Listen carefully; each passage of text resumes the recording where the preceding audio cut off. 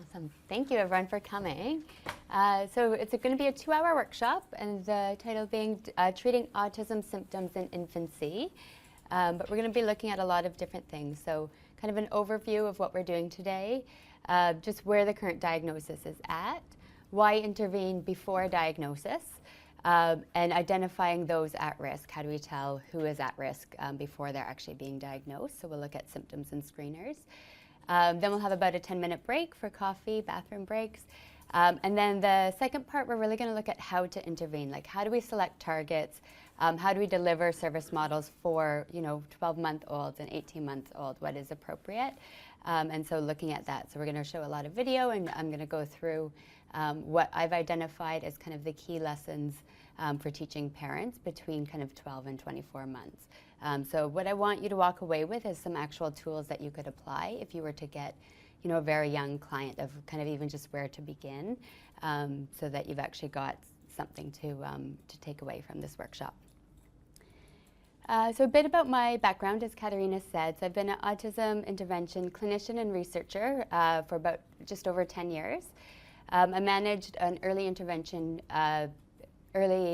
intensive behavior intervention program of about 130 children with ASD under the age of 6 for 4 years.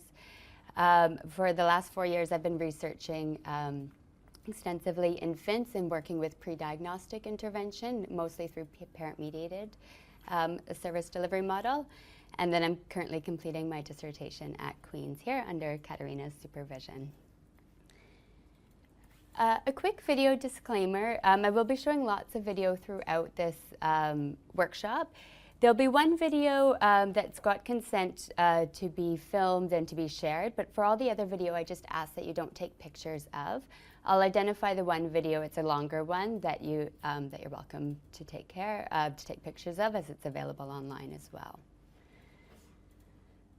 So jumping into it, I'm sure you guys are very familiar what autism is, but just a brief overview is that it's a neurodevelopmental disorder showing social and communication impairments, as well as repetitive and stereotyped patterns of both behavior and interest. Currently now, throughout Canada, the US, the UK, the average age of diagnosis is about between 4 and 6 years of age. But what we're seeing now is symptoms are now appearing that we're able to detect as early as 3 months, more consistently at 14 months, and by 18 months, the diagnosis is actually considered stable.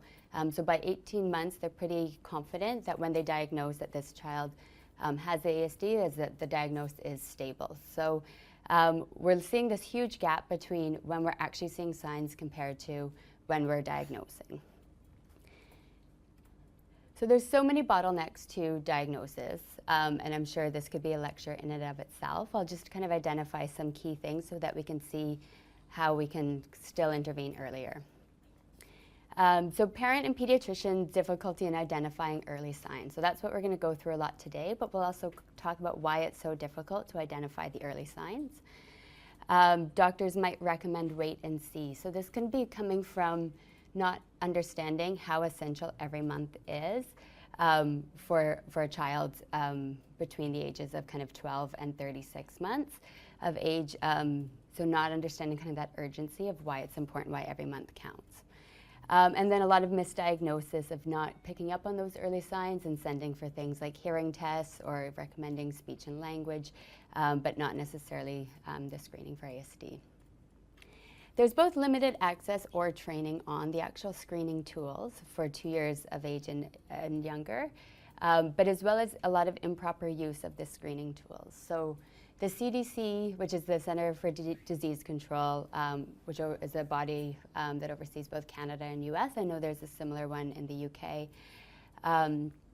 they've recommended that all children, or mandated that all children be screened for autism at 18 months. So at their well child visit, no matter what, they're supposed to be screened. But a study in 2015 found that 75% of the children that had positive screens actually failed to be identified. And this was all through the doctors either not scoring the tests, not administering them, or overruling the results. So the child would come back in a high-risk zone, and the doctor would say, don't worry about it. Just, wait and see, and we'll take a look at the next visit. I have a little nephew that lives in Seattle in the US, and at his 18-month wellness visit, the doctor said to them, "Oh, I'm supposed to administer a questionnaire, but I don't see any risk." With him, I didn't see any risk either, but it just shows how infrequent these are actually being used. And when we go into the symptoms of why it's so important that we stick to these screeners. And then even past that, looking at wait lists and capacities. So just the delay in actually, once they identify a need to be diagnosed, there's huge wait list issues in most countries that we go to, as well as if doctors or first kind of care treatment providers recognize that there are some symptoms in a 12-month-old, they might not know yet, actually probably a lot don't know yet, that treatment actually exists pre-diagnosis, right? So they think, well, we can't diagnose till 2.5, and so rather than just worry this parent, I have nothing to refer them to. So just not knowing about what treatment exists, as well as there's very little treatment that exists doing the pre-diagnostic. Mostly at this point right now is just these research studies, or parents are paying out of pocket because there's no funding for preventative treatment or pre-diagnostic treatment. So this is a common thing that you'll see for the wait and see. I'll give you a second, you can just read it.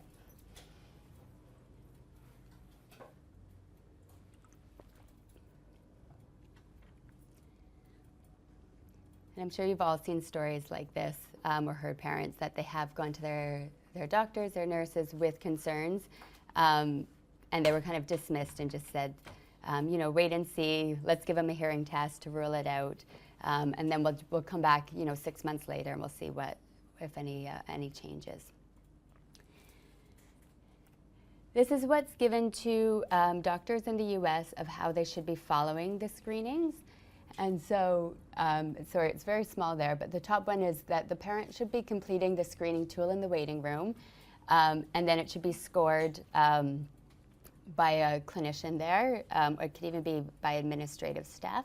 There's a 20-point questionnaire, so they're quite quick to score. And then it gives them follow-up if it screens negative, what to do, and screens positive, what to do. However, the bottlenecks seem to be at the first and second step, so we're not even getting down to how to follow up with screening positive and screening negative. I do think there is some advancement here, but still a long way to go when I see how many kids aren't receiving their screenings at 18 months.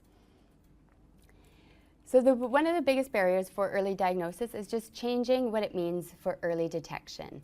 A few years ago, or 5 or 10 years ago, early detection would be 2 or 3 years of age. If a child was diagnosed by 3, that was great. That was early. We could get them started. What we now know with treatment is before 2 is much better. And so a quote from the National Autistic Society is, "Children can be diagnosed as autistic when they're quite young, in some cases from the age of 2, but not everyone is diagnosed early in life." And then from the CDC is, "ASD can sometimes be detected at 18 months or younger. By age 2, a diagnosed by an experienced professional can be considered very reliable." So what we're kind of seeing in the UK is that they're saying maybe at 2 would be the earliest, but likely a bit later. The US is acknowledging at least 18 months or younger we're seeing it, and definitely by 2. We can even shift all this back at least 6 months now, knowing what we know. So just changing that perception of what early actually means. So the message that really needs to go out is that the earlier the better, and that every month counts. So waiting 6 months for your next follow-up is not acceptable. And we're going to go into what actually happens in the brain in those 6 months and why 6 months is so valuable. So we know ABA and EIBI. So EIBI, for anyone, is an early intensive behavior intervention. So what that is, how it just differs from ABA is just the intensity. So we're looking at 15 to 20 hours per week or up of intervention using an ABA model. We know it can produce significant gains. It can really help with skill acquisition as well as really reduce challenging behavior. There's been countless studies to demonstrate this. Lately, more trends are looking at what this looks like before 3 years of age. And what they're saying is even before 3 years of age, it's a huge difference by when you start, even in your 6-month cohort. So For the children that receive optimal outcomes, for those that are no longer meeting criteria for ASD by, say, kindergarten or school age, they have all been more likely to have started treatment before 3 years of age. Kids that started the study by McDonald et al. Looked at kids that started before 3 who achieved best outcomes. And so what they found is kids that started before 2, 90% of them achieved 90% of the kids that started before 2 achieved significant gains in their first year. But starting between 2 and 2.5, it was only 70% of the kids. And then after 3, it dropped to only 30%, but achieved significant gains in their first year. So it's really, we're seeing before 2, there's something kind of incredible happening about why this is a great time to intervene. So we're looking at what's happening in the brain during that time. So early intervention, you might have heard this, capitalizes on neuroplasticity. But what is neuroplasticity? So neuroplasticity is the time in your brain when all your neural connections are being created, then they're being organized, and then they're being pruned. And pruned means that all the ones that aren't really useful are being kind of deleted, and we're taking those away. What we know with these neural connections is that they're mostly shaped by experience with the environment. So the more richer the environment, i.e. early intervention, the more neural connections that are being formed. That they're coming more from self-generated experience. So it's not enough for the child to just be exposed to children playing toys or the parent modeling all these things, but that they actually have to be participating in this, and that's what's going to form these more richer, important neural connections. And that up till 3 years of age, so birth to 3, is the most transformative period in all postnatal brain development. So what your brain does from birth to 3, it changes more rapidly than any other time in your life. So between 12 and 24 months, the brain density in the prefrontal cortex, the area that kind of is responsible for a lot more higher order social behavior, doubles in density. So we're getting twice as many neural connections during that time. And it's changing too, the neural connections are changing from just being able to do basic functions to far more complex functions. Infants who later go on to receive a diagnosis often exhibit atypical engagement patterns, altered sensory and motor functioning, and which both of those alter the quality and quantity of their self-generated experiences with the environment. So that should say atypical attention and engagement patterns. So if they're having trouble attending to their environment or moving throughout their environment, that's really going to impact how much they're able to actually self-generate those experiences with their environment. And so this is what it actually looks like in the brain from a newborn. Right here on the far left, you see already in a month more neural connections made. By 6 months, getting more complex, and then by 2 years, quite complex. And so that's referred to as your neural circuitry, so kind of all those roadmaps in your brain of what's happening. By 2, it's quite well established, and it's only going to slow down after that. And so what we're looking at is the ideal time to start treatment is right between kind of that 6-month and 2-year period, because that's when you can actually shape the neural connections that are as they're being made, rather than trying to change ones that are already made. So to summarize, intervention's optimized when it begins when brain connections are being established versus already mature and or developed atypical circuitry. There's an example I'm thinking of when I think of what this looks like of trying to change already established behavior. So there's a company in the US that started to acquire all these ABA clinics because they were just rapidly growing, and so they wanted to do all these business acquisitions. And they started to acquire these ABA clinics, and then they tried to change them and brand them as their own. And then after a while, they just actually stopped because they found it was easier to just start a new clinic, train everyone that they wanted the way they wanted, implement their protocols, rather than try and change existing behavior, right? So that's the exact same kind of thing that we're doing with the brain, is it's kind of easier to work from scratch and shape it than try and rechange already established circuitry.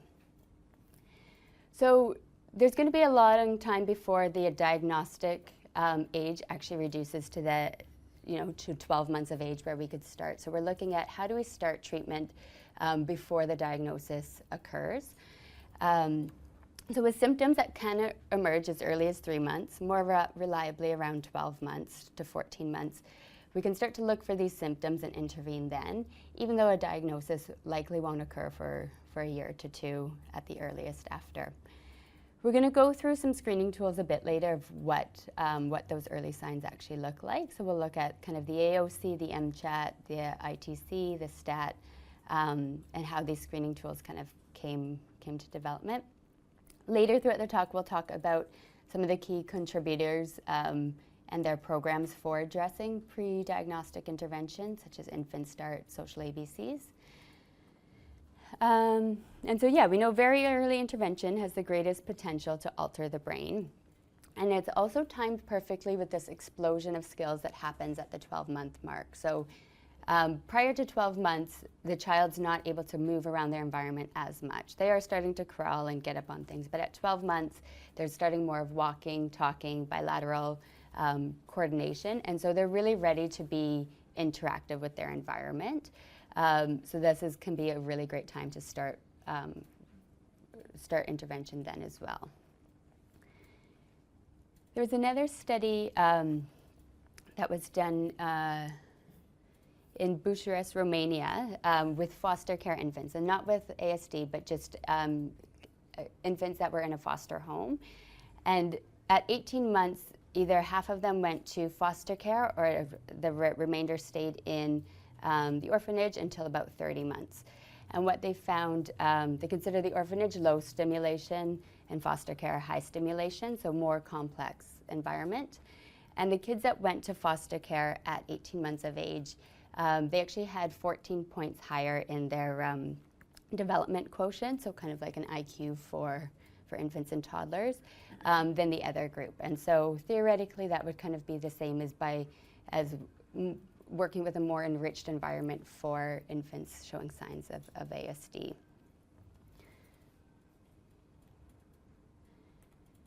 So how we find the signs, how the research has been done with infants, like how do we identify what are the early signs? There's 3 ways that they've looked at.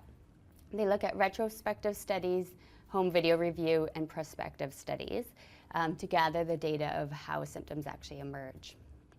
And so some of the key retrospective studies would be kind of parent questionnaires of going back in time, of parents recalling, what were the first symptoms that you noticed for your child? What was their eye contact like? What was their gestures like? When did they start talking? And so the information was just collected from parents' recall. And so some of the parents found few words, lack of responsiveness to name, poor motor control and coordination. But of course, it's important to note that any recall study like that would be subjective to a lot of recall bias, and there's a lack of experimental control. However, it did give them like an initial starting point of what could be some of the things to look at, or what parents were really noticing, or what they kind of hung on to as being salient for the early signs. Then another way that they looked at it was home video review, so that they were able to look at videos that were taken of the child when they were, at 1 year of age. So one popular study looked at their first birthday parties, because most parents videotaped, your child's first birthday. And they looked at 11 children that went on to be diagnosed with autism versus 11 typically developing children. And they scored them using partial interval recording for a bunch of behaviors, looking at gestures, orienting to their name, eye contact, looking at people. And what they found is 10 of the 11 that went on to be diagnosed with autism showed atypical developments with pointing, showing others objects, orienting to name, and looking at others. So looking through the videos, they could see these differences. Children with autism, or that later went on to get the diagnosis of autism, they didn't spend as much time looking at others as did children with intellectual disabilities who did not have autism. So they could even see differences between those children that were just showing other developmental delays or disabilities versus ASD. So the home video review had been replicated, and they kind of added to those findings where they found children with typical development imitated more vocalizations, followed more receptive directions, and also used more social referencing than children with ASD. So even these symptoms or these characteristics were visible at 1, but only kind of when you scored the video from it. Another home video, they reported more aversions to social touch and higher frequency of mouthing objects between children with autism. So higher frequency of mouthing objects, something to note with that is that typical developing will also mouth a lot of objects. And so something like that is going to be very difficult to see unless you're actually scoring video and comparing to a large sample. So a lot of these behaviors, what you're seeing is they're just a bit more, there's a bit more excess of them or a bit more of a deficit from them rather than completely different than typical development. And I'll speak to that a bit further in a second. And so, yeah, many replications have also found just less looking at people or orienting to name. Orienting to name seems to be the one that comes up kind of the most throughout lots of different studies. And then prospective studies. So what that means is that they're going to follow a cohort of children from birth kind of through childhood. And they're going to take assessments, whether it's every 3 months or every 6 months, so that they can track the early signs as they emerge. So they're doing it in real time, which is beneficial because with video review, there's also some bias of what video's actually been recorded, right? And when a child engages in challenging behavior, parents are likely to put the video camera away. When a child's doing something really great, they're likely to take the video out, right? So you're not necessarily getting a non-biased sample, where with prospective studies, you're able to just kind of track as they're aging. And so one study looked at how much infants spent time looking at geometric patterns versus people. And what they found is children that later went on to receive a diagnosis of ASD spent more time looking at geometric patterns than people. And the toddlers that spent more than 69% of their time looking at patterns over people, 100% of them went on to receive a diagnosis of ASD. So that was a clear indicator. I don't have the results of what typical development, how much time they spent, but you know, if you say on average maybe it was 25 or 30%, again, that's going to be difficult to see just through observation. These things are seen a lot more once they're scored, you know, second by second, you know, from video to really see these differences. Other prospective studies, early signs in the first year of life were failure to establish eye contact, deficits in visual tracking, so just being able to follow objects. I'll show you some of that in the videos I've got. An inability to disengage visual attention. We'll look at that as well. And an inability to orient to name, a lack of motor imitation, inconsistent social smiling, hypo-reactivity. So that could either be, you know, something bangs on the table and you see this big reaction, or something bangs and you don't see any reaction, right? So it can kind of go either way. And failure to establish anticipatory response. So what that is just peekaboo. So when you're playing peekaboo and you hold up the blanket, there should be some, whether they're trying to pull the blanket down or peek around, but that anticipatory of like, something's coming, I know this game. You might have to do it a few times, but that someone's behind there and this is a fun game.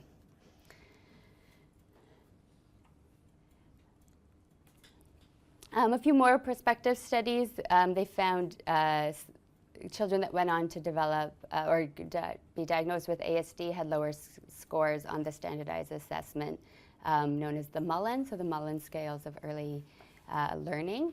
And the differences could be seen as young as 6 months of age on that assessment. Yeah? Sorry, I think I missed something. So these data are collected because they're suspecting of abnormal behaviors, or are they collected retrospectively? Great question. Yeah, so a lot of times, so for the question, in case anyone didn't hear, is how are they collecting this sample? Are they collecting it retrospectively? What they would do for doing prospective studies is actually look a lot at high risk, what they're called high risk siblings. So if an older sibling is diagnosed, there's a 20 to 30% chance that the younger sibling is going to be diagnosed. So they've done a lot of high risk infant studies. So they would put out the research notice as if you've already got a child with ASD and you're pregnant with another, we'd love you to be in this study. And so by having the high risk siblings, you're going to have a larger population within that sample that are more prone to go on to develop or to be diagnosed with ASD.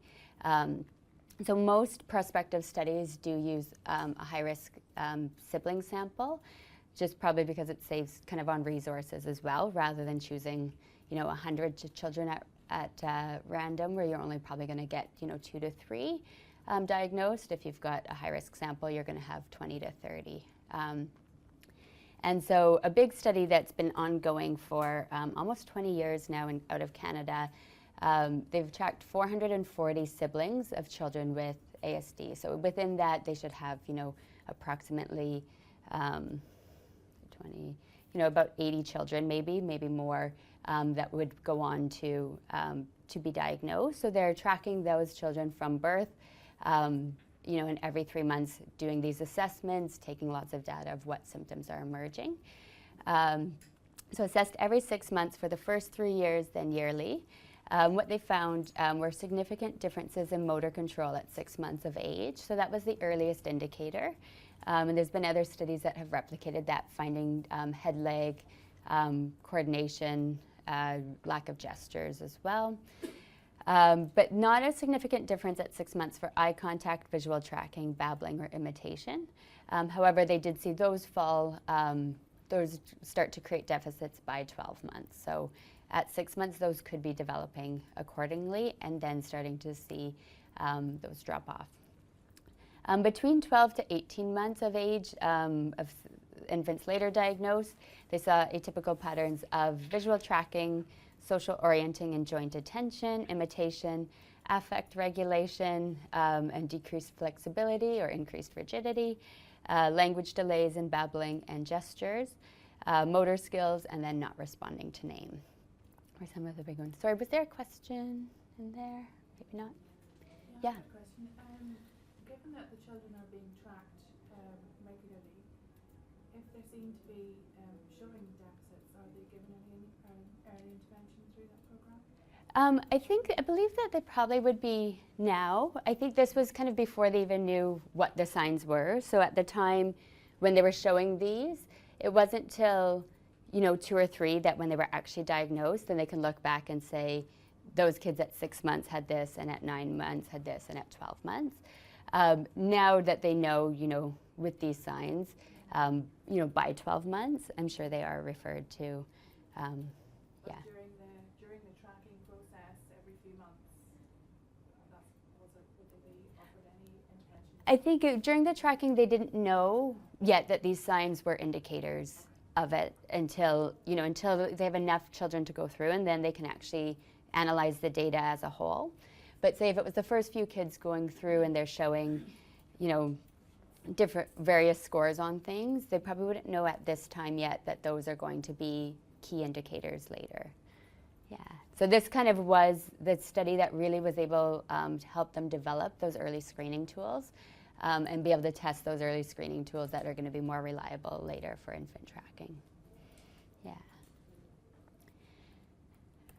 So when you think of what are the early signs, you've heard so many early signs, right? So there's no single sign, and this is why early detection is really difficult. And what you'll see in a lot of the early signs is it's really just differences in frequency between typical development and atypical development. And again, without that really being scored or tracked, it's going to be very difficult to just see with the visible eye of what's typical and what's not typical. Like even now when I'm working, I've worked now with quite a few infants that have screened, for high risk for developing or for being diagnosed later with ASD. And it's hard to tell, like when they're mouthing something, is that an appropriate amount of mouthing or is that not? And they will, they can social smile and look at you, and it's like, well, should they be doing that 5 times a minute or 1 time a minute or 10 times a minute? And so with parents and doctors, it can be tricky to see because it's not that the child's not doing these things, it's just they might not be doing them at the same rate that typical development does. And so the takeaway message is that that's why we need the standard screeners and assessment tools to be used, because we can't see these things. You know, just you might have a hunch, but then having that screener done is going to help kind of confirm what you need. So here's some of the early signs from some of the kids. You'll see this guy a bit later too. So you see with that child, he's pretty much doing anything not to make eye contact, right? He's squirming, he's pushing her away, and at the end he actually just closes his eyes. That would be an extreme example of not making the eye contact, but something that would be kind of a flag early on, especially if you're seeing this persistence of it. A lot of the mums that I've worked with, they noticed even during breastfeeding is when they felt kind of the first indication is that their child kind of wouldn't look at them during breastfeeding, and that was something that they kind of expected would happen. Not for all of them, but it was something that even that early on, and that's a few months old, of not wanting to make eye contact that early. They're just not responding to name. Now again, typical development, the toddler's not going to respond 100% of the time, but it's just kind of how often do you see them doing that. And not responding to names seems to be something that really does come up across most of the studies. And we'll show later of just even how we can work on responding to voice and responding to silly sounds to actually increase the responding to name. So you can hear the mom in the back say too, hitting his head, he always does that. So it's not the child's doing it a few times to explore. Kids will always be doing that, but it just that persistence of it, and just that non-functional repetitive behavior. So one of the early signs that they found that we discussed a bit was just this disengagement from attention. And what that means is if you're attending on one thing and something else is happening, how easy can you just stop what you're doing and just check out what's just happened, right? And that could be go into not responding to name, because if you're engaged in something, mom's calling your name, not being able to disengage, or if someone walks in the room or something else. So there's a test that you can do that's part of the AOC screener that looks at this disengagement from attention. So for the first child, so you can see each time as soon as another sound was presented, she immediately stopped and looked to something else. You can go back to what you're looking, but you should be able to check out what's happening, why there's another sound really close to you. You can see this one a bit more delayed or not showing that. Yeah, so there, he didn't quite even make his full way over to check out what that was. So you're going to do different sounds on different sides to see too, is it, are they able to move from one side to the other? And maybe there's one sound that's so reinforcing that would be harder to leave, but when it's, various sounds, you've got bills and shakers and squeakers, it's more looking at, are they able to disengage, within 2 seconds, more than 2 seconds, or kind of not at all. And so there's a lot of standardized screeners. I'm only going to really talk about one today because this could be a whole talk in and of itself. But I'll kind of go over what's available kind of free for use, what you need specialized training for. So there's one called the POEMS, which is a parent observation of early markers scale. And that's going to identify 61 behaviors for parents to rate on a regular basis, starting from 1 month of age to 36 months. So they can kind of go through this month by month, and they're looking for kind of the onset of the early signs. And this is fully just a parent questionnaire, so there's no clinical training needed for this. The MChat's another one that doesn't need clinical training, and that's the one that I'll go through shortly. The MChat, when you see the RF, it just means with revised follow-up, or revised is the newest one, and then follow-up is for the middle risk kids. There's a follow-up just to figure out if they're high risk or low risk, and I'll talk about that. The infant toddler checklist is part of a larger screener of the communication and symbolic behavior scale, and that's really just looking for developmental disabilities, but it's also very useful just for screening kind of delays. And then ones that you would need specialized training for, there's the AOC, which the disengagement from attention is part of that skill, or that screener. And the STAT, which is a screening tool for autism in toddlers. However, the STAT's useful for kids 2 to 3 years of age. So, hopefully by then we're also referring for diagnosis, but that could be useful in kind of a larger community setting, just to screen toddlers, or preschool setting for kids at risk. So the MChat is available free online. If you just search it, a lot of different websites connect to it. This is the screener that's mandated in the US. It is a popular one. It can be used from 16 months to 30 months. I've used it before 16 months in my research, as a lot of the items on there should be developed by 1 year of age, and there's more research right now going into using it sooner than 16 months.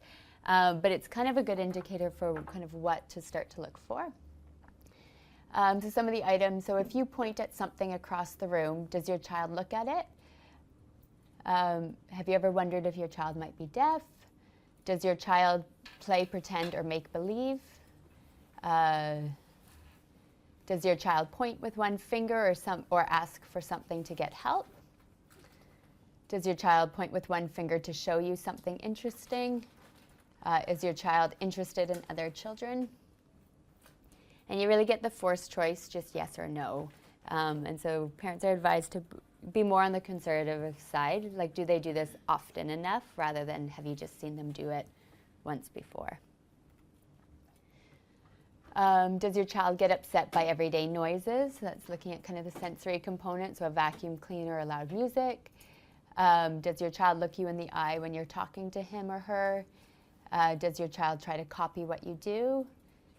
If you turn your head to look at something, does your child look around to see what you're looking for? So a lot of these joint attention and following gestures and using gestures start to be more intact by 12 months of age. There's a few that would be influenced by just development. So does your child walk? There are just late walkers, right? So that's where the follow-up will come in and figure out if they're if they're really young, and maybe those are the ones that are being that they're still delayed on. So from this, it's a really quick to score. So less than 2, there's no risk. From 3 to 7, that's where you administer the follow-up questionnaire. That's also available online, and it really is just a flow chart that will guide you through kind of some of the questions that they either answered yes or no to try and figure out those things like walking, if they should be walking yet, or that might be kind of a typical to not be walking yet.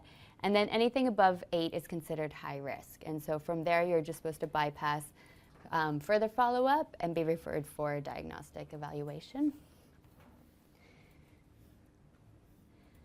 All right, so before our 10-minute break, I'll just stop here, and then we can have time for questions for kind of the part I just discussed. And then when we come back after the break, we're going to look more into now what to teach kind of these kids.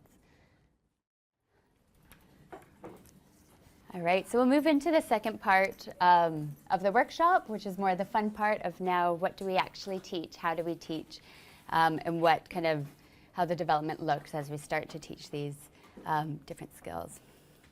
So what we're looking at, we'll go over some developmental milestones and how to use developmental milestones in what you teach. I'll talk about the Early Start Denver Model curriculum, because I find it's really useful for this age group. The 16 by 16, you'll see what that is.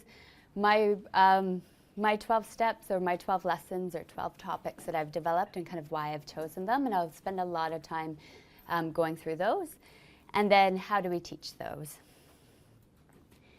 So by doing a search of developmental milestones, you're going to find lots of different resources that are going to help indicate of just what's appropriate for the child to be doing at 6 months, 12 months, 18 months, 2 years. And so what I've done is lots of different searches around and looking for the commonalities between them all, as well as just looking for different ideas, because some will give kind of new ideas of what to teach or something to check for a different child.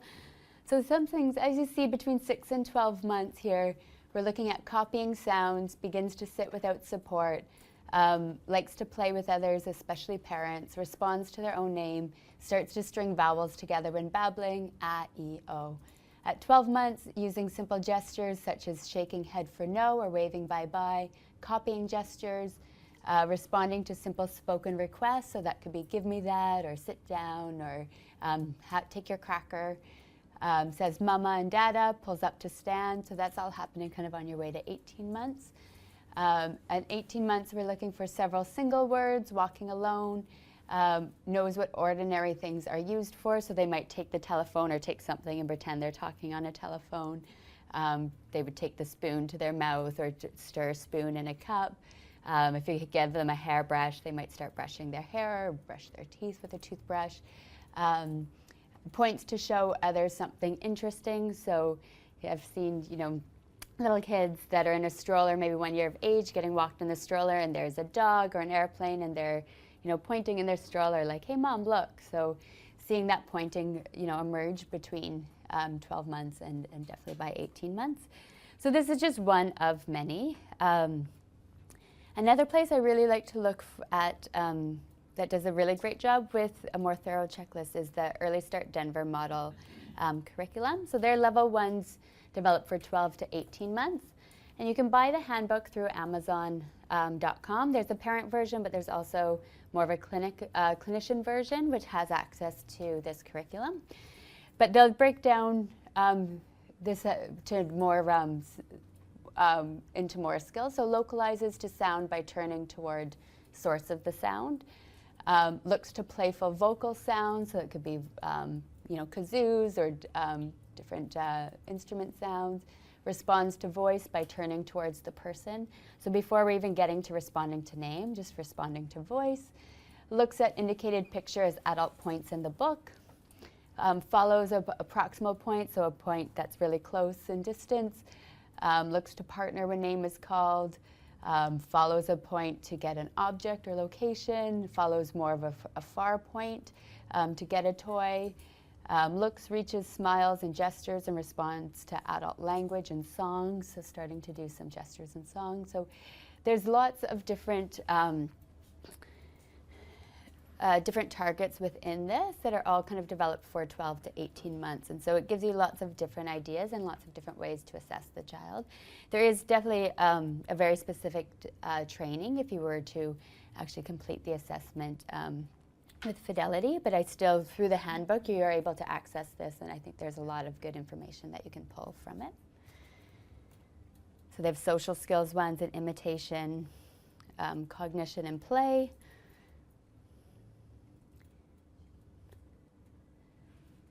Another great resource that I love is called the First Words Project through Amy Weatherby. And she's got a lot of 16 by 16. And one of my favorite ones is the 16 gestures by 16 months. And so it says by 16 months, your child should be using 16 different gestures. They might develop in different orders. She's not kind of a stickler on the order that they develop. But things to kind of look for is, will they give you something? Are they shaking their head?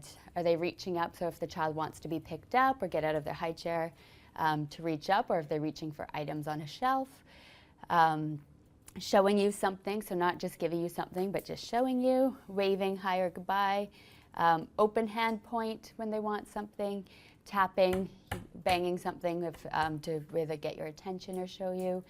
Being able to clap and blow kiss. So those are some that can develop even before, like up to the first year. So both things to look for, but also things that we're going to teach throughout the targets that I do with the parent coaching. Another really useful tool is looking at articulation development. There's a lot of different ways or a lot of different sites you can find different charts for articulation development. So sometimes parents, if the child is using a lot of different sounds, they may be like, oh, they don't make the R sound or they don't make the L sound. You could show, well, that's a 5-year-old skill or where it develops. But then also as you're doing babbling and imitation and teaching the child, which sounds should be developing first.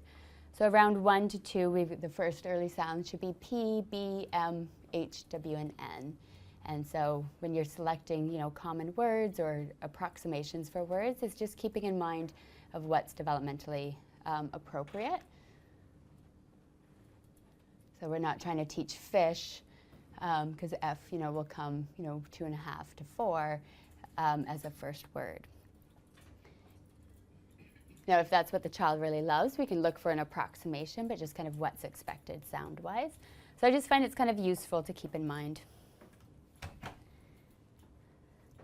So we'll talk about NDBIs. So NDBIs are broken down to, or stand for Naturalistic Developmental Behavior Interventions. But how I like to see them more is branded treatments. So they all have their own treatment package. They all have their own books, their own training protocols. You have to pay to go to training. You have to get certified. So I see NDBI more as branded, and ABA is just non-branded. And we'll kind of speak of the similarities and differences. And then within the branded models, there's two that really focus on the pre-diagnostic intervention. So the first ones, Jasper, PRT, and ESDM, they're not necessarily pre-diagnostic. They're more designed actually for early intervention once a diagnosis is confirmed. And then there's been two social ABCs and Infant Start that are more packaged brands that are designed for that pre-diagnostic intervention, but also that both still require their own kind of training and certification, and really are still just being done at kind of a research level now. So it's actually, I'm not even sure if it's open to the public if you do want to be trained in these yet.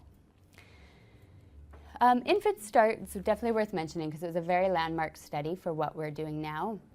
And so Sally Rogers, who's actually the author or one of the authors of Early Start Denver model, did a study in 2000, or published a study in 2014, where she looked at 7 infants between 7 and 15 months of age that all received kind of elevated high-risk scores on a whole battery of tests that we kind of talked about: the Mullen, the Vineland, the AOC, and through a 12-week coaching period, a 12-week coaching program. So once a week, she would meet with the parents and the child, and she'd work on different skills in a sequential target checklist that she developed. And then what they found is that by age 3, 6 of the 7 no longer met criteria for the diagnosis. And there was 4 participants that actually declined to be in the study, but they were there available for both pre and post-test scores. They just didn't do the 12-week intervention. And what they found is that all 4 of them did go on to receive a diagnosis. So it's kind of like a quasi-control group to see. And it's such a small sample, so you can't infer that much from it, but was one of the first that really looked at how we can kind of work with pre-diagnostic intervention and what the outcomes would be. The social ABCs is a very similar model, so it's a 12-week program out of Toronto, so with Jessica Bryan, Lonnie Zwagenbaum, and a lot of the researchers that were part of that Canadian infant study. And they based it on a study that included 20 parent-infant dyas, and they developed this manualized 12-session curriculum. And then results indicated very similar, that significant gains were made in only 12 weeks by coaching the parents. So kind of as I already mentioned, is that there's kind of this divide happening between NDBI and ABA. And what I'd like to posit is that NDBIs are really using much of what ABA already is. ABA is not a brand in itself, it's a science. And so there's a great article that talks about how to teach for generalization that came out in, I don't know if that's correct, 97, that might have been 79 that it should have been. But by Stokes and Bear, and it talked about how to actually program best for kids to generalize the skills. And a lot of what they use from that article are a lot of the foundations that these NDBIs base most of their programs on. So using kind of least to most prompting, so the sequential modifications, how do we have this child have success? Natural maintaining contingency, so using reinforcements that are occurring in the natural environment, or skills that are going to be moved to the natural environment because there's something already there that's reinforcing them.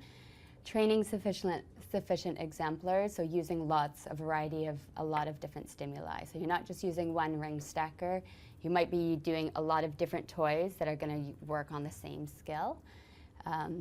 Even when I do early intervention with children, it's something to always keep in mind, like how often do we train one pair of socks or one pair of shoes, one pair of pants when we're teaching a child to get dressed, and really we need to be doing 5 different pairs of shoes to make sure that they've got this skill.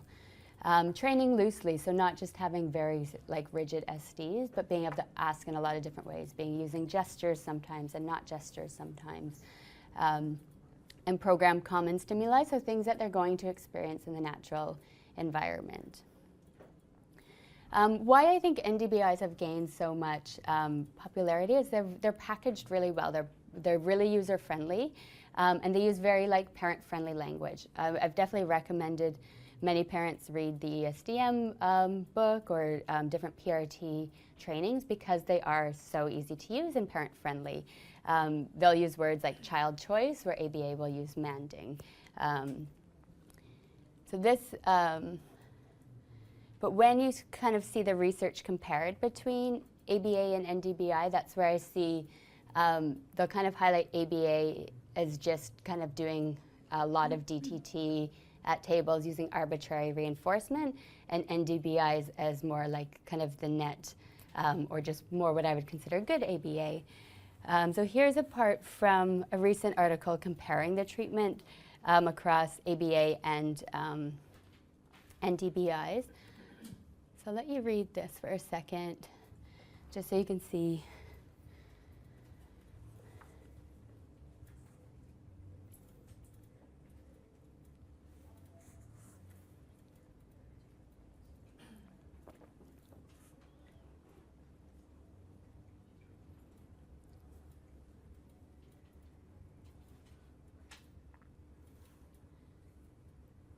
Yeah, so what's often might be highlighted as something else, there's definitely like an ABA counterpart too. So this part in PRT, for me, this is what I've always done, considered man training, where we're teaching the child to ask for things in their natural environment. We're shaping their responses, and they're rewarded by giving them the object that they're requesting. So one of my goals is to be able to have kind of my 12 topics and my 12 lessons very available so that people can actually use them rather than having to do another certification or another training manual, but having it available for everybody so that you can actually walk away with some skills and not have to go do a different training. When you read a lot of these papers, you know that these things the evidence is being established, whether it's ESDM or JASPER or PRT, but there's very little about how do you actually do it without going to do the training. So there's a great, I'm sure most of you are familiar with Elon Musk, and he did something similar, making all his Tesla patents available to everybody. And so he was on a late night show, and he was like, the host was like, you recently made all the patents for Tesla available to everyone. And he's like, why are you giving away the store like that? And he responded, if we're all on a ship together and there's holes in the ship and we're bailing water out and we have a great design for a bucket, shouldn't we share that design? And that's kind of how I feel we're not in a shortage for clients at all. There's way more kids than we can ever actually support. And so if we're finding interventions that work, how we're going to actually know what works best is by sharing them and by sharing this knowledge so that we can actually do more testing and more replication, more direct replication, more systematic replication, so we can actually see what are the essentials for teaching this early on. So that's kind of my position, is I really do want to share this so that people can try it and see what's working, and so that we can actually move forward faster than kind of branding it and making it all separate, when a lot of times when you look at them all, there's so many commonalities between them all. We're almost all teaching almost probably the same things. So with that being said, this is kind of, I'll go into the 12 topics that I teach with our kids and how we kind of break them down. So the first two, or the first like 1 to 2 to 4 or 5 sessions, depending on where the child was kind of in the research, would be baseline. And so what we're looking at is the parent first just playing with the child with no direction, just how would you play with your child, and taking kind of 5-minute videos of just seeing where they're at before beginning anything. And then starting with pairing. So repairing the adult as really fun. So when you watch a lot of the play, even early on, the parent's putting a lot of demand on the child, sometimes without being really fun. And so whenever we start with a new client, you think how important pairing is, right? So we want to make sure the child's approaching us more than they're leaving us. or escaping us. So we want to just be giving them things so that they, one, look at us as being really fun or doing really fun things. With this, we also want to look at what the child actually really loves. So you might have a child where you know you've got two things that you know that they really love, but we really want to expand that repertoire and get really creative of finding as many things as we can that excite them and really experimenting and trying things that you haven't tried to see if you can kind of create more things that they really like. Because we're going to need kind of a bigger list of reinforcement throughout the next 12 sessions. So one, this really tunes parents into looking at their child and seeing like what really lights them up, what's getting them really excited, what makes them laugh, and tuning into knowing that that's going to be our best place to begin intervention. You'll see some parents get really creative, like they'll go to the dollar store. Do you call it a dollar store in the UK? Like a, what is it? We have a pawn shop. Oh, Poundland, yeah, probably. Where you can get all sorts of like cheap spinning toys, and one parent bought like a feather duster for cleaning, but did like a tickling game with their child. The child just thought it was hilarious. But what we want to do is just keep expanding those, as well as kind of starting to teach the parent about kind of that reinforcing property of those toys. And once the child's engaged, in the first lesson is we start to look at the child using eye contact to request more of it. So first, before putting any demand on the child, we need to know that they actually like the activity and that they're actually going to do, you know, a little bit of work to continue it. And so if they're laughing, if they're smiling, that's a good indication that they're engaged in the activity. So if you've got a spinner toy and you're spinning it and they're looking at it and they're laughing, and you scoop it up and you do it again, they scoop it up, and then you bring it right about and you get right in eye contact distance and wait for them to look and then spin it again. And so what we're referring to that is manding using eye contact for the continuation of the preferred activity. So just getting parents used to the child looking right before delivering the reinforcement. With this, we want to do 2 to 3 freebies first, like making sure the child's engaged. If they haven't seen the toy, they don't know it spins, and we're trying to wait for eye contact right away, the child is likely to just kind of disengage and go find something else. Same with bubbles, like before trying to get them to look at you before blowing bubbles, giving a bunch of freebies so they're really excited for bubbles. Waiting to that engagement before you actually wait for them to look or expect them to look at you. The next lesson that we go into is for the parent to just follow the child's lead, move with the child, and narrate in simple language what the child's doing. So switching it from being able to put a lot of demand on the child, like, give me that, come here, what's this, look, to actually just being able to actually talk about what the child's doing, like, oh, spinning ball or blowing bubbles, and just being able to narrate what they're doing so the child's exposed to the language without this idea of every time you talk, you're actually like putting demand on me to do something. And then within this is how they move with the child, is making sure they stay at optimal body position, so being right down on the ground with the child, always moving around so you're at eye level but also facing them. Because what happens a lot is the child wants to sit in your lap, or the child keeps turning, and so it's really difficult to have those opportunities to make eye contact if you're not kind of right there facing the child. And then teaching the parent to make sure that they're always looking at the child rather than the item. So we have such a tendency, if I'm spinning a top, to look at the spinning top rather than the child.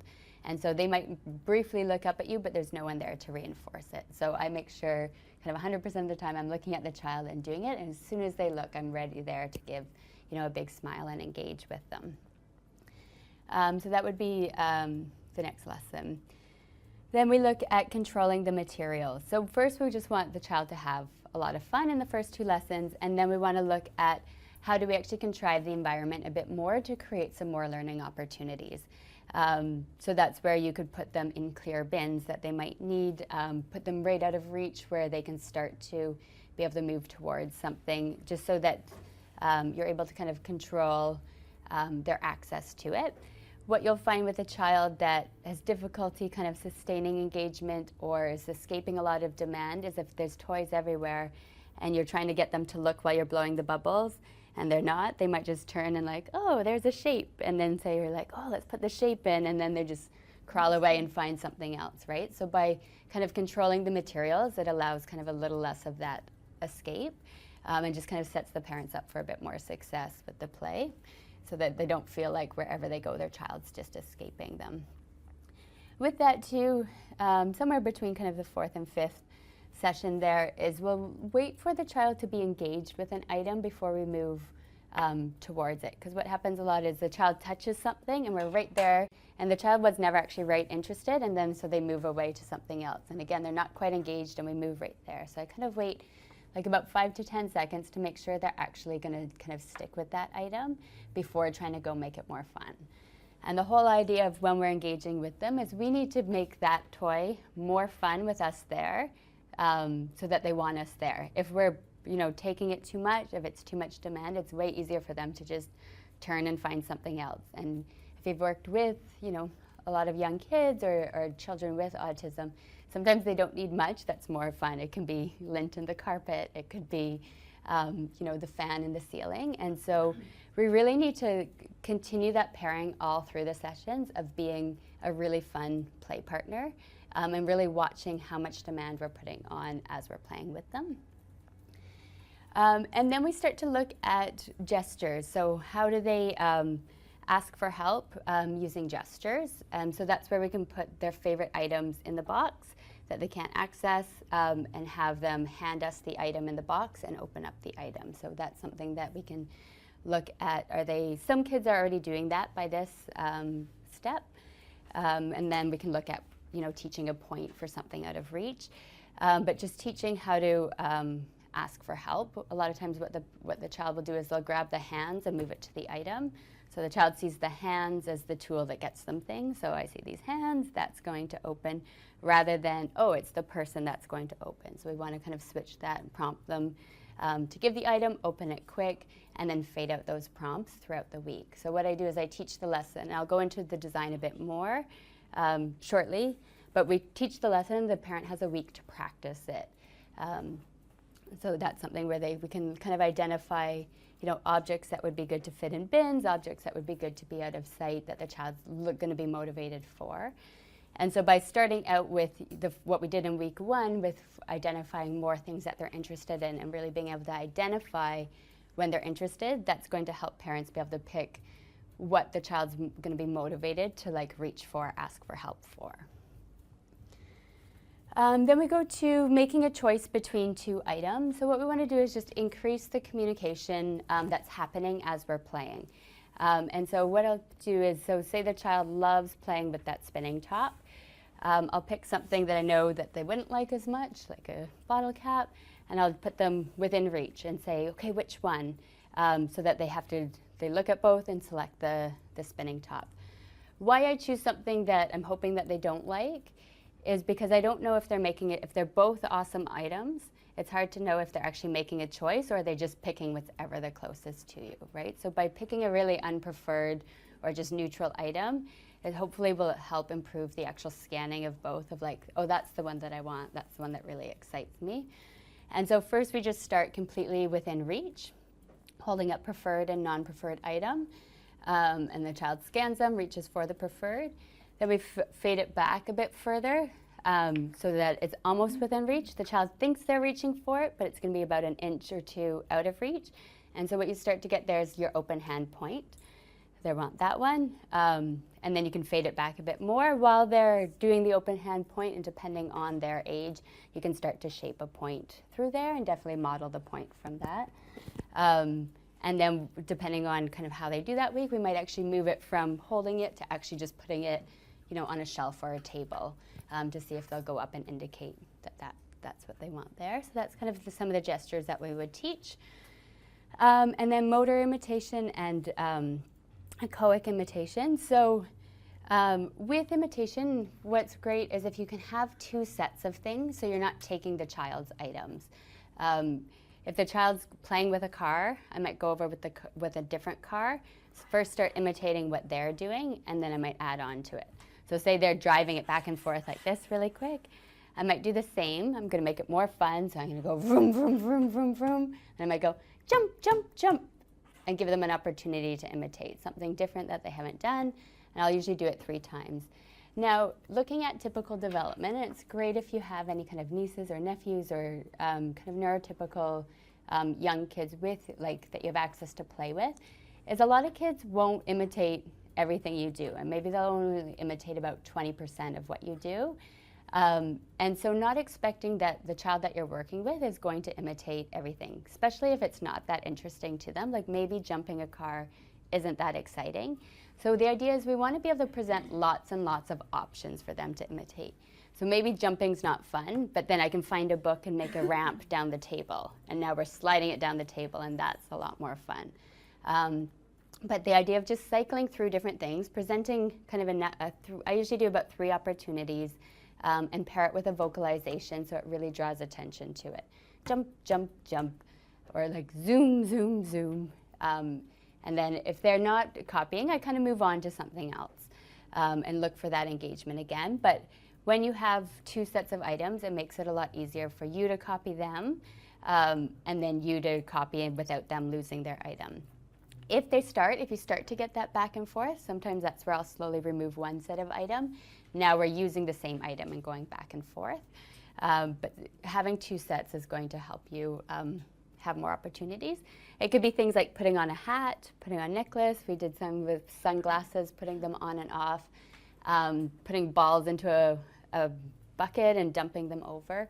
So just anything that maybe they haven't seen necessarily before, so you can actually see if they're imitating, or is that what they would do with the skill anyways. If you go up with the car and start going zoom, zoom, zoom and driving it back and forth, and they do the same, if that's what they always do with the car, it's not really clear that they're imitating you, it's just that's what they do with the car. If you're just stacking blocks and they stack blocks, we want to look for how can we actually create those novel imitation of something that they haven't seen before, but being able to copy that.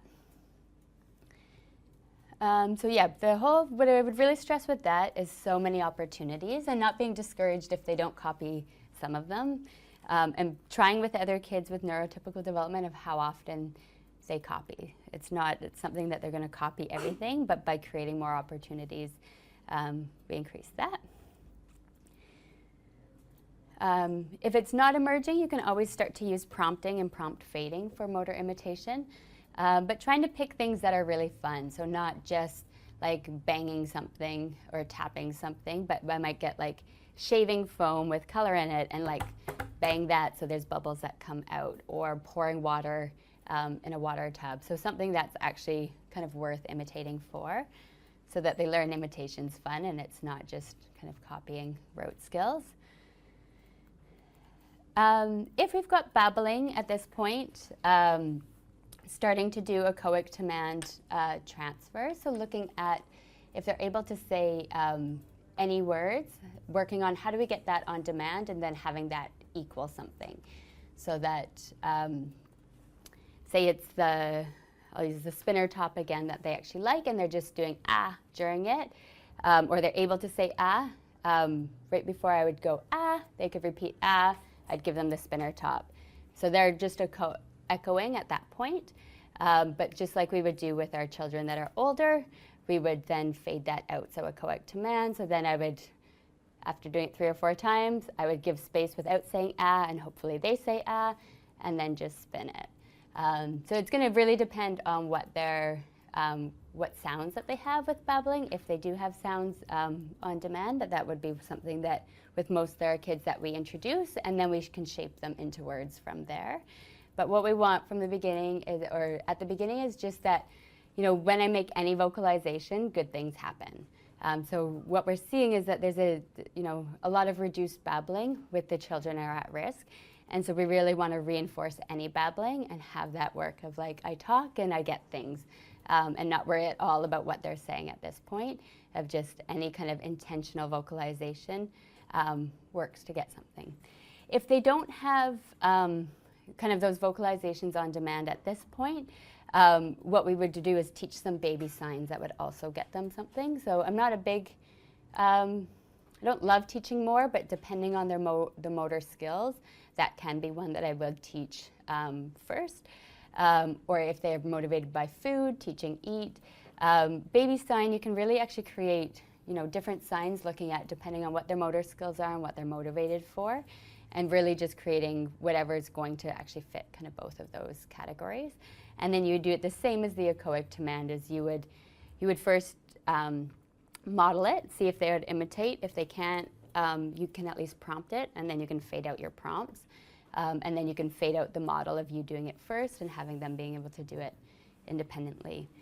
With some of our kids, they were able to learn more within a week of practicing it, which was pretty amazing because, you know, when you see in later development, I've seen kids take, you know, a few weeks or months to learn that sign. So it is amazing to see early on. But the trickiest thing is just if they do have motor delays of what signs that you can use. And then how do you put this all together? So interspersing the learning opportunities so that we're going to have some where they're going to use a gesture, some that they're going to use vocalization, some for imitation. So just kind of teaching parents how to put that all together so it's more of a naturalistic play session. And then allow for individualization of like what actually, what does this parent struggle with? Or is it sibling play? What's important for them that they need kind of more information or more practice with.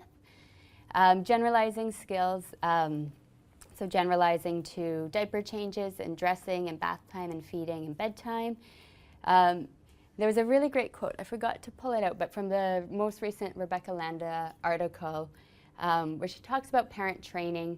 And sometimes as I'm teaching this and then thinking, you know, generalization to a new skill is, you know, you just take what you've learned and put it into bedtime or put it into bath time. And she just talked about the expectation on parents for one to just know, you know, to identify it's another target, to then think about what would be relevant learning opportunities within those, how to actually prompt them, how to create learning opportunities for them, and all these things that we do on the spot. And so I'd really, after reading that, it was really clear of like, we do need to teach these as separate things.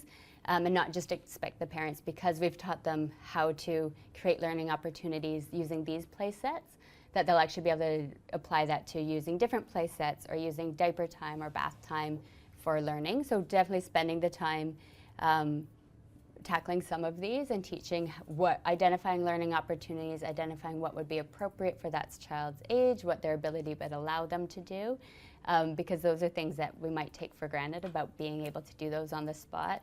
And we're not setting the parents up for success if we don't kind of teach them how to generalize those skills.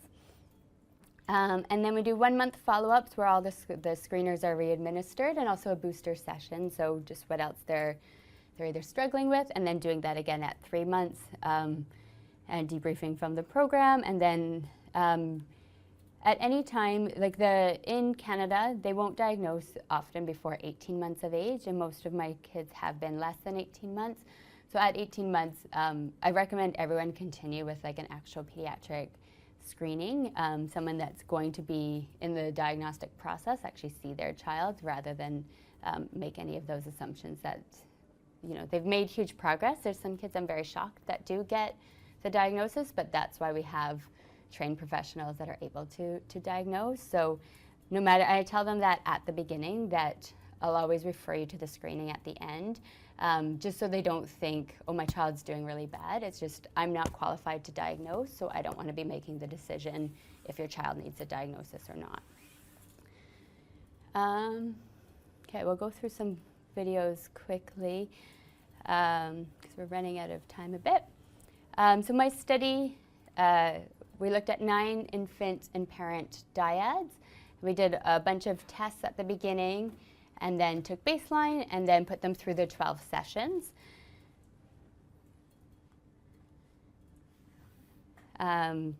We took a 5-minute video at the beginning of each session, and then through that video we scored it in 10-second intervals for certain behaviors. So how much the parent was looking at the child, how much the parent was talking to the child, how much the child was responding to the parent, how much the child was making eye contact with the parent.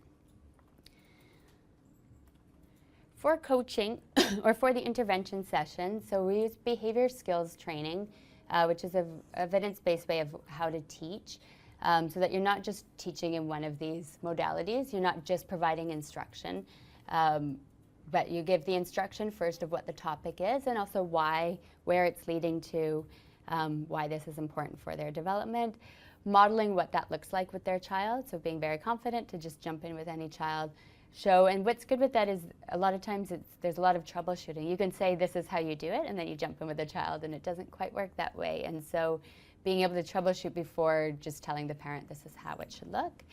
Then the parent gets to practice with their child, and then giving feedback of what was good, what else you could try. Then they're left with that topic for the week to practice.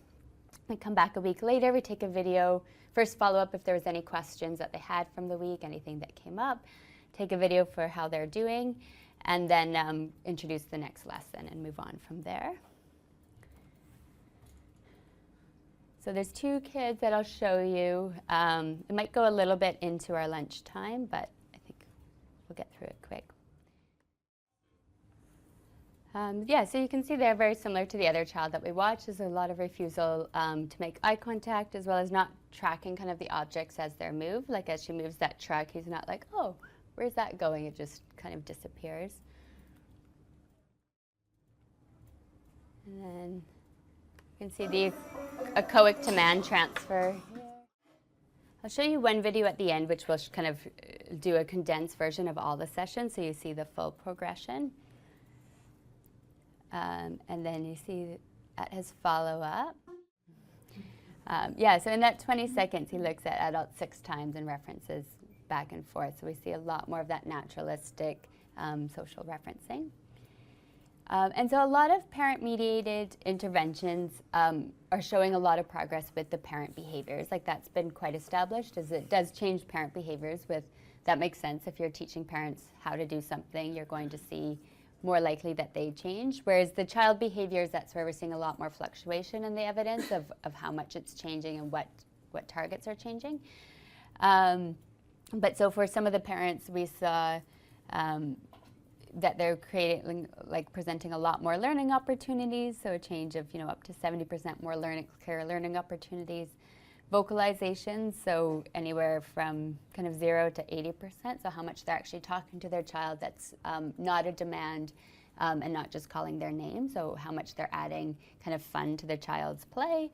Eye contact as well, increasing from, one parent was already at 100%, like looking at her child the entire time, but for the other parents increasing 25 to almost 60%. Looking more at their child, so that's creating more opportunities for their child to look back at them. And so it does, as most parent-mediated interventions, they do rate quite high on social validity questionnaires. And this, how easy was it to implement each week? Has the intervention helped your child improve? So these were rated very positively. What we're seeing too with this study is we're not just the parent behavior change, but a huge change in the child behavior. So this was 3 kids from it just on their increases in eye contact. So you can see the eye contact pretty low during baseline, anywhere from kind of 20 to 40%, 20 to 30%, and then going up to kind of 60 to 70%, and then that maintaining at the follow-ups as well. And then their responsivity, so how much they're responding to requests. So either like copy me or bids for attention, or that they're asking for continuation of an item.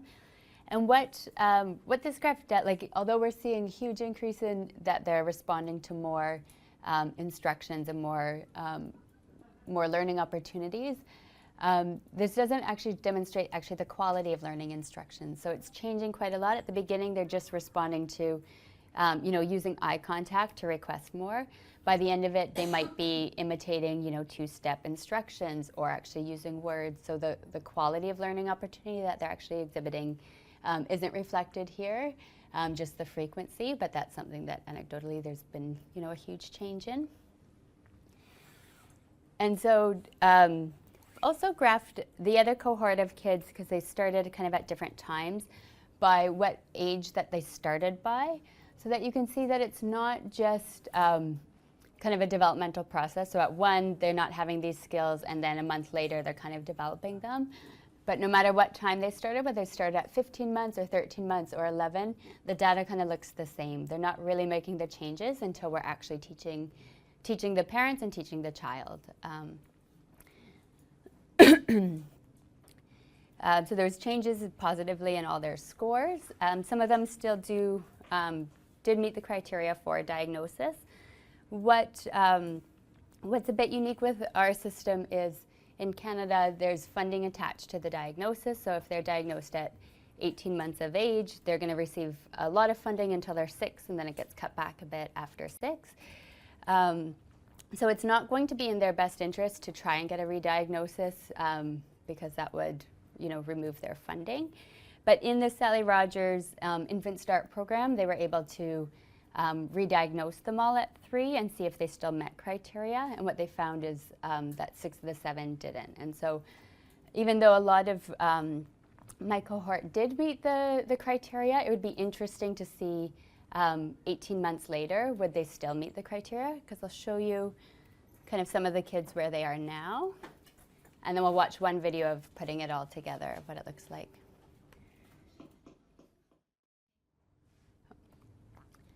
So there, yeah, you see a lot of spontaneous imitation, answering interverbals. Definitely still decreased eye contact, not as much referencing. Since then, we have targeted that skill as well, so it has increased. But other than that, he's meeting typical ranges with language and cognition. So what you see from there, or what's interesting, is that both of them ended their kind of 12 sessions around 18 months. Both received a diagnosis and then have done, almost a year of ABA since then. So by 2 and 2 months and 2 and 7 months, like they've almost done about 18 months of intervention leading up to there, right? So it's really interesting. By some kids aren't even, on the radar of having symptoms yet or being diagnosed. And then these kids have already kind of had 18 months of treatment. So to see what they look like at 3 or 4 will be really interesting to see how much the intervention maintains or where different deficits develop later. If there's anything else that we should be teaching early on that might kind of help things later on. So we're still at such early stages of just watching their development now. The food will come in shortly. I'm going to show, there's an 8-minute video that's kind of condensed the whole 12 weeks, so you'll see more of the progression rather than just these sessions from different children.